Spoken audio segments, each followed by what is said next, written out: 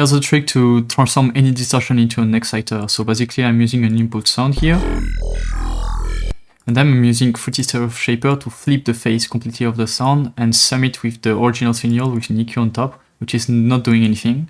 So because the two signals are cancelling each other, there's no sound. But as soon as I introduce EQ peaks, it's going to output the difference. But the thing is, EQ peaks adds phase shift and also straight up volume boost in certain range of the spectrum. And we only want to get the difference coming from the boost, the volume boost, not the phase shift. So we are going to need linear phase here. With linear ones, it sounds like this, but with linear phase, it's like a lot more precise. And now I'm doing the same with distortion here. I'm using Kelvin because I love it, but you can use any distortion, and you can also use any EQ, to be honest, that has linear phase. And I'm doing the same here.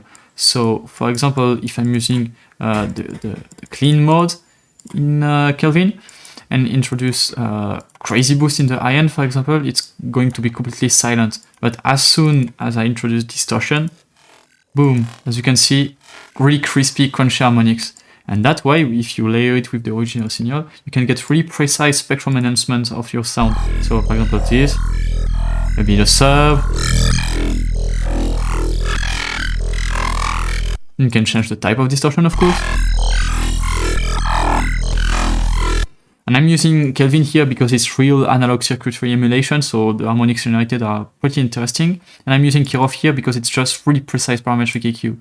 That way you can be extra precise and creative with the way you add harmonics. There's a few issues with this. If certain type of distortion tend to add high pass before the signal, and it's going to completely shift the phase of your sound and mess with the way it nulls.